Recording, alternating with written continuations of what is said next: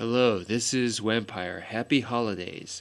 I hope you had a good time with your family. I had a very rough trip, but now I'm back trying to recover. And I have a little treat for you guys. This was a magazine that I used to enjoy buying when I was a kid. Um, I'd go to the local convenience store and I really liked candies, various candies, chocolates, ice cream, and stuff like that. Lots of junk food. So I would buy this magazine and buy some candy, and it would be a great time for me to just relieve my childhood stress, whatever problems I was facing in my daily life, and to escape in this world of fantasy with this ninja magazine. So all right, this one in particular isn't from my childhood. A good friend of mine gave these to me because we talked about how we used to read this stuff and whatever. So he still had his copies and he gave me a couple. So I'm going to do a review of it. So first, let's talk about the cover. One of the things I like about this magazine's it was the fantasy-filled covers. Just take a look. You can see a team of ninjas infiltrating the castle in the background, and on the foreground, you see a ninja coming down to take out a guard. And maybe it's not the most realistically accurate painting, but it definitely gets you in the mood. And these covers were the first thing that caught my eye, and this is what got me to, purchase the magazine and give it a chance. Alright, the first article is Fighting Blind by James Loriega. This guy was often featured in these ninja magazines. So this is kind of a big name here. This article talks about the ninja using darkness as his ally. He says that training while blindfolded on a regular basis is a good way to adapt the senses for low visibility situations. And basically, there are many benefits for a ninja to face his foe in the dark. And in the series of technique instructions, the picture sequences they show in these kinds of martial arts magazines, the author shows the ninja defeating the attacker after the ninja has been blinded. So it's pretty cool. The next article is called The First American Ninja by Richard R. Wigginton. This author talks about how the Native Americans were the real first ninjas in the USA. He says, you hear a lot of people, marketing themselves, blah, blah, blah, blah, blah. But he says, look, give me a break.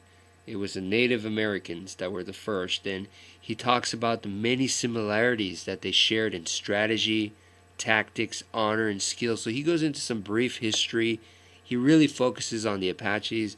And, this is really cool because, at least for me, I remember I was a big fan of G.I. Joe, the cartoons back then. And, of course, there was a little bit of that rivalry going on with the tracker Spirit and Storm Shadow, who was Cobra Ninja. And so this goes right up in that alley. So that was really cool. This next article, Sharp Knives and Super Spies by David E. Steele. This article talks about the history of spies starting with the ninjas all the way to World War II American hand-to-hand combat, focusing on knives including the W.D. Randall Model 2 fighting stiletto, Tanto Jutsu, and other modern knives. There is a Spyderco knife mentioned in there and such. This is right up my alley, so it was kind of like no stranger to me. Alright, this next article is a treat. If you're a fan of ninjutsu, ninpo ninjas, and all that, then you're definitely going to be familiar with Dr. Masaaki Hatsumi. This next article is Ninpo and Children by the doctor himself. The technique of using children in Ninpo is called Yoton no Jutsu. The article shows two young Japanese girls showing self-defense techniques against grown men. So, it's definitely interesting. They're wearing the kimono outfits and everything. The pictures are nice to see. This next article, Beware of the Deadly Sting of the Butterfly by Jerry R. Gilbert. The article focuses on the kunoichi, which is the deadly female ninja. They talk about the weapons, strategies, and some history. The bottom line, the female ninjas were awesome. I'm kind of surprised how Hollywood hasn't made more regarding this subject. The next article is The Code of Discipline by Carolyn Brito. This article focuses on how to present ninjutsu to children. The author states that it should be done as a challenging activity rather than as a martial art philosophy or lifestyle. I think this is a very interesting article, especially if you're an instructor. I think the Gracies kind of adopted a similar type of approach where when you want to pass down martial arts to children, you can't make it so serious and so severe that they're going to end up hating it. So instead you take the opposite approach and make it like a fun activity. So I think this is an excellent article to check out for those that are in the instructor's field. The next article is called Survivor's Notebook by Jerry Yonkins.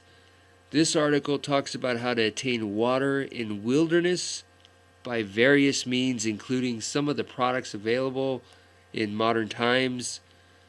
I mean, always the ninjas and survival type, wilderness survival, this kind of thing went hand in hand. And this is one of those articles to back that up. Next is a pretty interesting story that we have here. It's called The Zentai Ryu Murders by Kirtland C. Peterson and Victoria M. Laing Peterson.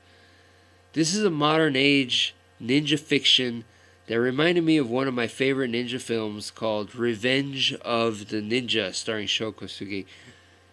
Okay, basically, it's like you're infiltrating a huge building disguised as a maintenance personnel and hiding in elevator shafts to eventually lead up to a samurai versus ninja epic battle type thing. So if you're into that kind of stuff, this is an interesting read. You could tell that the author has done their research, or at least they seem to have really studied martial arts. So yeah, it's always fun when authors do their research. The last article is called Flying Without Wings by Jasiri Makadara and Ali Abdul Karim.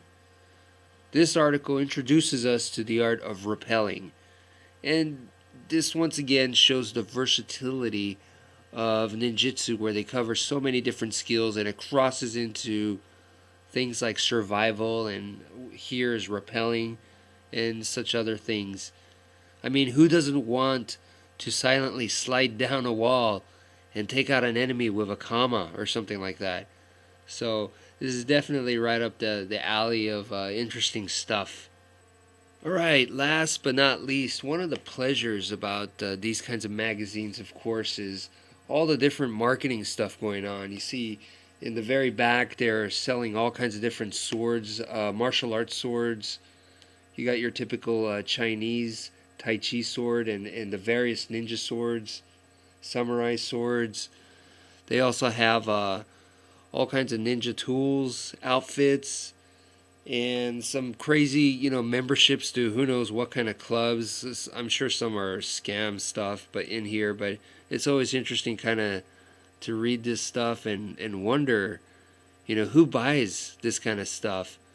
Who actually uses this, and of course, I think this magazine was probably one of the first where I actually saw a butterfly knife, and I didn't understand it at the time. I wondered how it was supposed to be used. I was fascinated by those things, so that's definitely in here, and they have some crazy other things that I thought was very interesting, but those are just some of the other things other than the articles that I really liked about this magazine.